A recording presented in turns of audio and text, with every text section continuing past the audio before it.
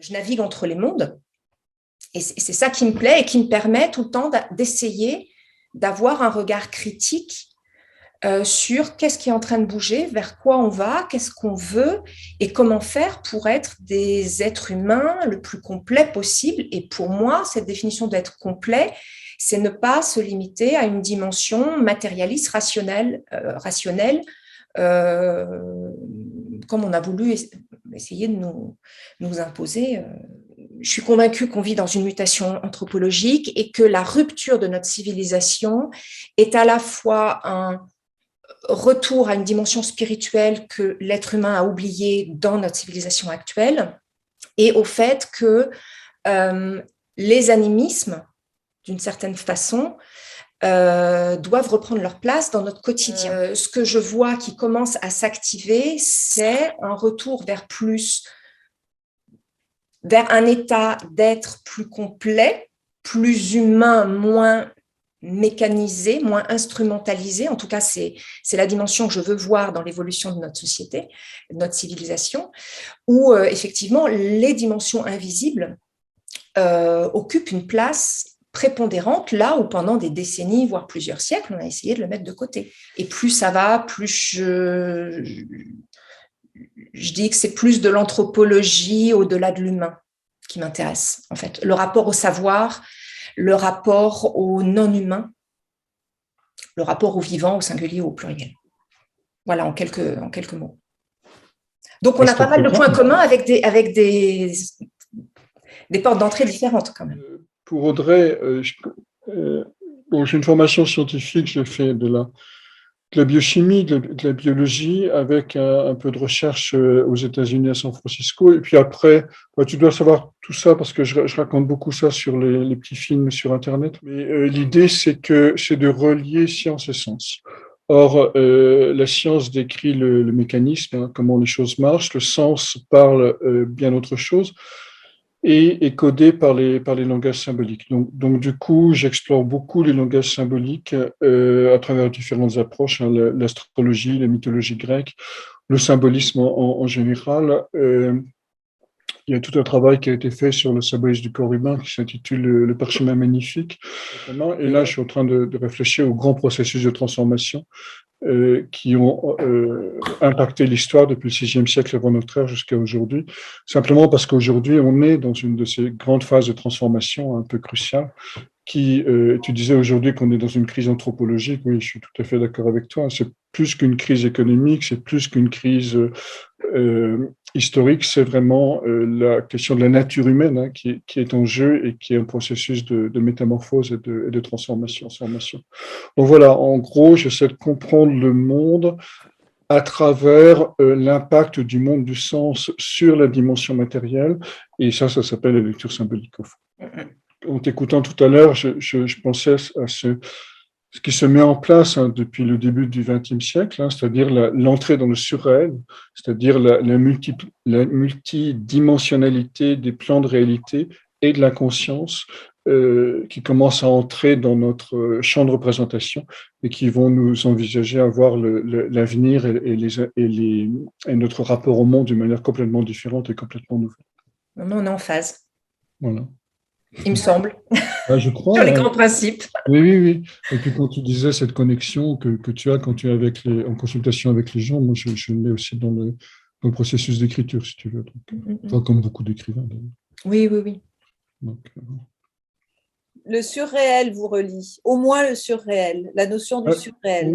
Non, le surréel nous relie tous, hein, puisque c'est les enjeux du monde moderne. Non, alors c'est la conscience, ou la perception du surréel. C'est ça. Et plus que ça, parce que ce que vous faites est rare, c'est l'intégration dans la pensée de cette dimension du surréel. Elle est là aussi la métamorphose de notre manière de penser le monde et de nous penser nous-mêmes. Oui, dans l'intégration de cette dimension surréelle. C'est ce que ne font pas tous les penseurs qui s'inscrivent dans une perspective plus matérialiste. Oui, et ça demande que notre conscience, notre corps soit un laboratoire. Parce que le fait d'être à plusieurs niveaux de réalité en même temps, qui s'interfécondent en permanence et qui bougent en permanence, ça peut être profondément déstabilisant. Je pense par exemple à la folie de Nietzsche hein, en 1890, à la fin de sa vie, où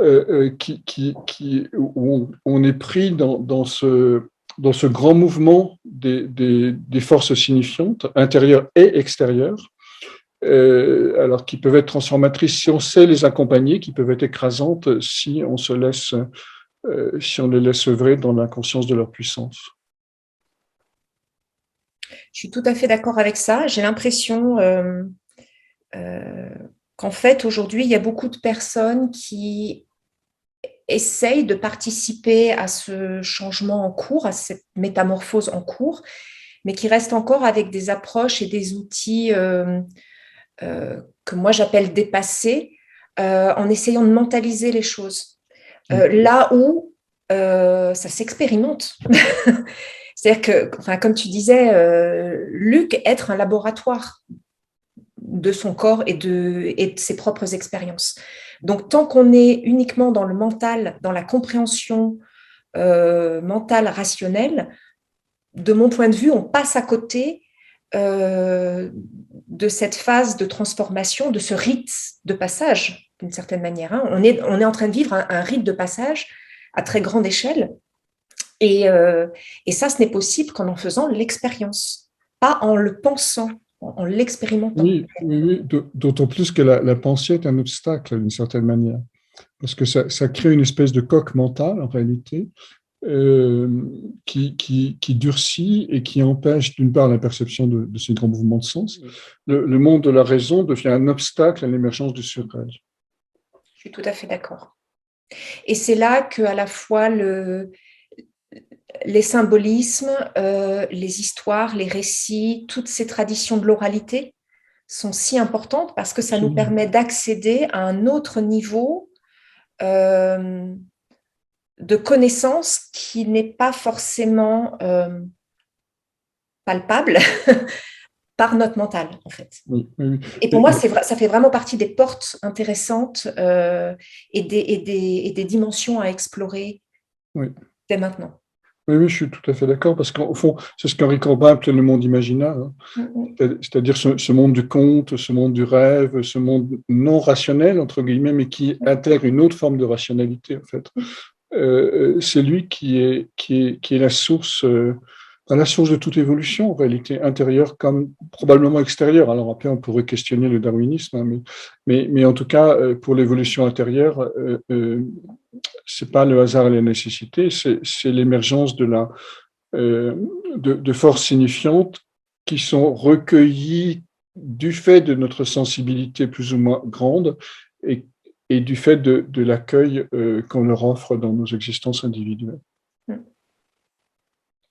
Tout à fait d'accord. Donc je suis plutôt, entre guillemets, je me méfie beaucoup du développement personnel, parce que, comme son nom l'indique, ça tourne autour de la personne, et que une personne, c'est personne, du coup.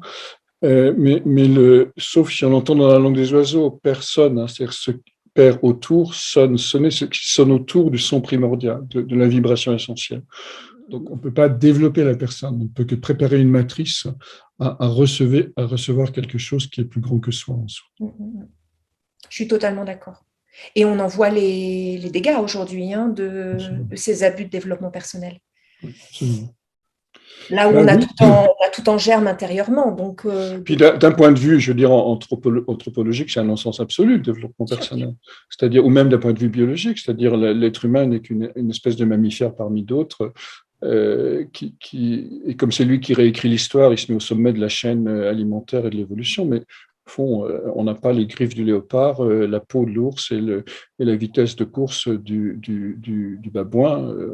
Donc, il y a des champs où on est complètement incompétent. On a juste un gros cerveau qu'on met sur le piédestal de l'évolution parce que c'est nous qui l'avons. Donc, tout ça n'a pas beaucoup de sens. Bon, je ne vais pas vous laisser débattre plus longtemps. Vous avez vos adresses e-mail si vous voulez. Alors, est-ce que là maintenant c'est le deuxième chapitre, conscience et citoyenneté. Est-ce que vous avez trouvé le temps d'aller voir les vidéos des intervenants? Oui. Ça vous donne du coup quelle impression sur la journée, sur le message, sur ce qui est porté? Alors, moi, je dirais éclectique dans le sens d'une incarnation du sens, c'est-à-dire une incarnation du sens, mais par des voies très, très différentes et du coup complémentaires. Je suis d'accord, c'est à la fois une continuité et un autre chapitre par rapport à l'année dernière. Donc, c'est à la fois très différent et en même temps très cohérent voilà, pour cette deuxième journée. Enfin, j'ai trouvé très, très chouette cette dispersion-là, cette mosaïque d'approche. Mais c'est un beau sujet pour poser des pierres blanches, pour voilà, mettre en place les quelques éléments de transformation du monde actuel.